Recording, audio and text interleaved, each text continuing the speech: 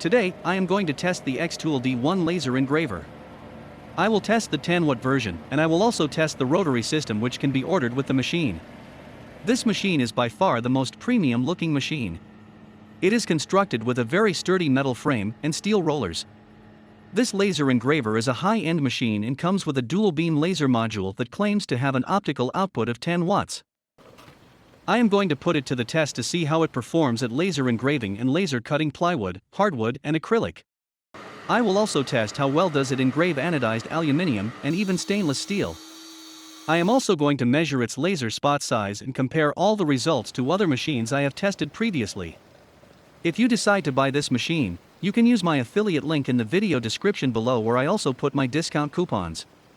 I get a small commission which helps me make more videos like this to help you choose the best machine for your needs and get you better prices for machines and accessories.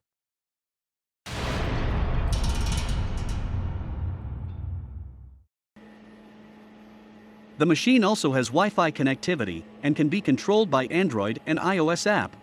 This machine has a very clever focusing system. It uses thumb screw and a swiveling arm instead of a focusing block or acrylic sheet. This is a very clever design. The Makeblock xTool can also be controlled with a dedicated software, the LaserBox Basic.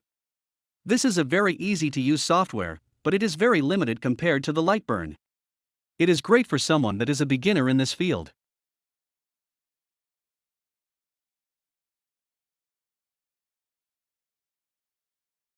In order to make the machine work with Lightburn, you need to update the machine firmware with the LaserBox Basic software.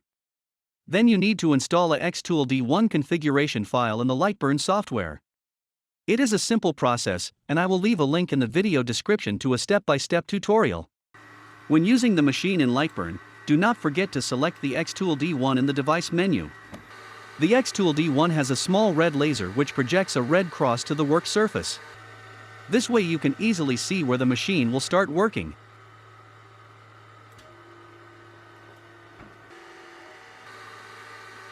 The offset is already predefined in the configuration file.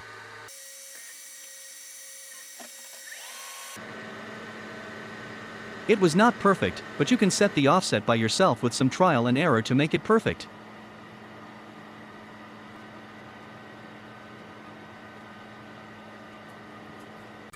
The machine uses the most advanced stepper motor drivers, which drive the stepper motors with pure sine wave.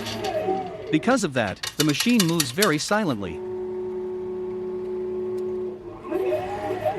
Although the fan in the laser head is quite loud.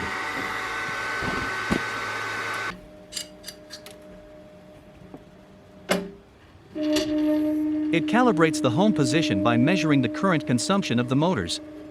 Therefore, this machine does not need physical limit switches.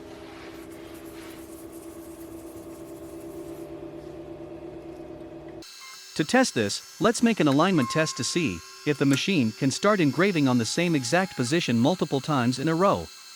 I start by engraving a word on a small piece of wood, then I manually move the laser head away and calibrate home position again. Then, I engrave the same thing 2 more times to see if the lines align.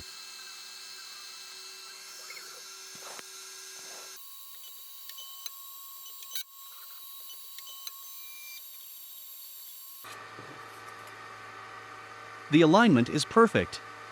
This process can't be done with machines without limit switches and comes useful when making engravings in multiple operations. Here is the result of the standard engraving test on poplar plywood. Since this machine has double the output power, I have used the modified test pattern I have used and explained in my previous video with the Neje Master 2S Plus.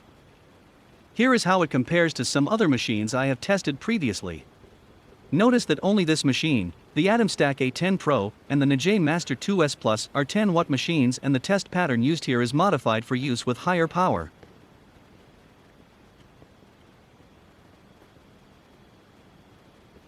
Next, I engraved the test pattern on black anodized aluminium. This test showcases the engraving precision, laser dot size and shape, and overall laser output power. The main feature of this test is the interval test in vertical and horizontal direction to further evaluate the laser spot shape, as the engraving on anodized aluminum comes out very crisp and detailed. and therefore it is easy to clearly identify the laser spot shape.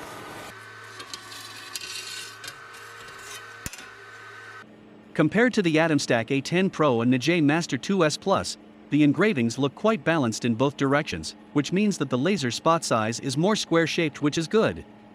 Let's see the details with a microscope.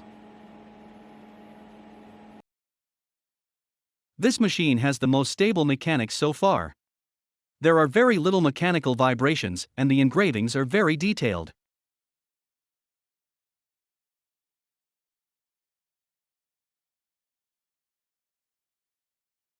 You can compare the results of all the machines I have tested on my website hobbylasercutters.com.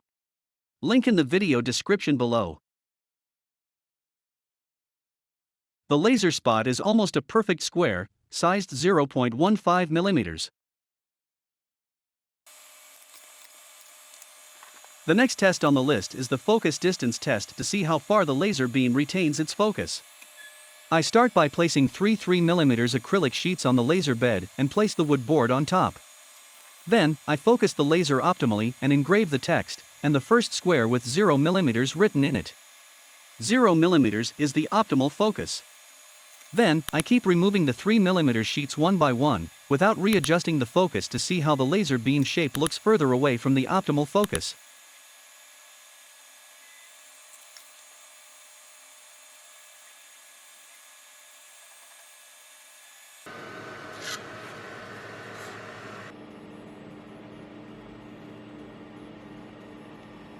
Compared to the Neje and the Atomstack, the xTool D1 has a smaller laser spot overall, but the Sculpfun S9 is still the clear winner in this field.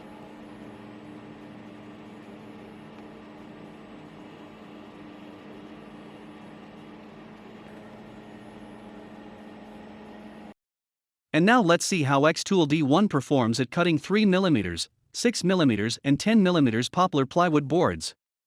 I run the cutting tests at 300, 600 and 900 mm per minute, both in horizontal and vertical cutting direction.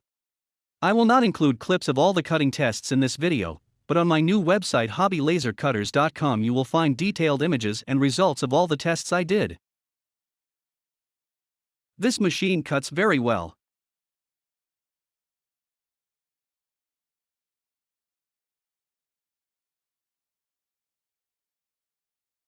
Here is a table of results. Here is how the results compare to Atomstack A10 Pro with the 10W M50 laser module. The xTool has a very balanced cutting performance. I also tested the performance at cutting pine, beech and oak hardwood.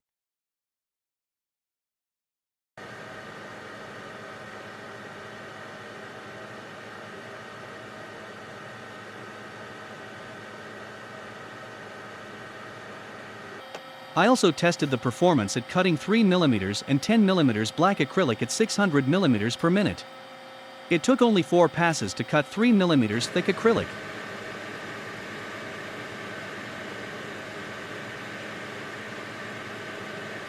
Then I tried to cut this almost 10 mm thick piece of black acrylic. It took 40 passes for the 10 mm acrylic board. This means that the machine can cut thick acrylic, but it is a bit unpractical for bigger cuts.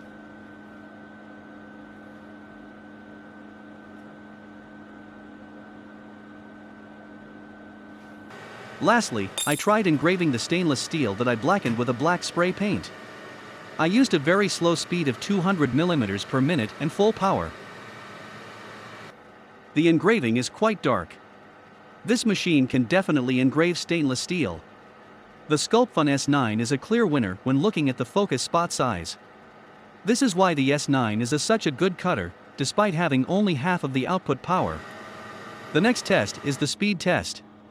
I engraved some text and a photo at a very fast speed of 10,000 mm per minute and full power.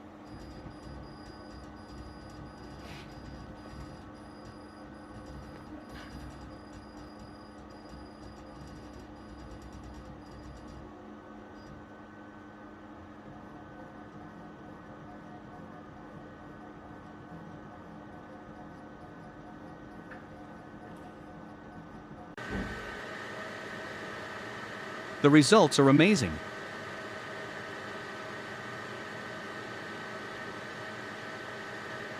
Here is a comparison to the Rotary Neje Master 2 Pro, which was already a very stable machine.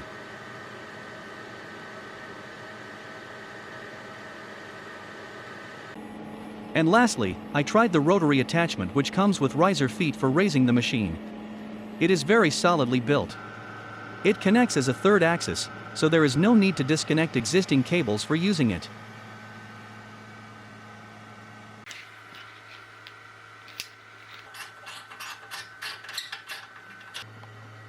This time I have used the xTool Makeblock LaserBox basic software, which is good for basic operations with this machine, and it is very easy to use.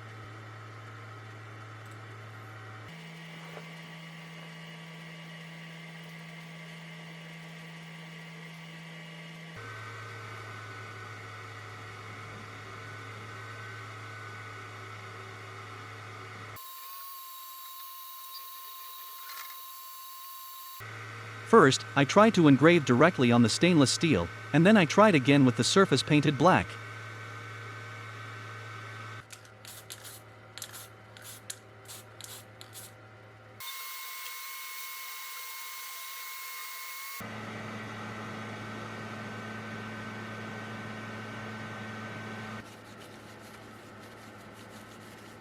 This resulted in much darker engraving.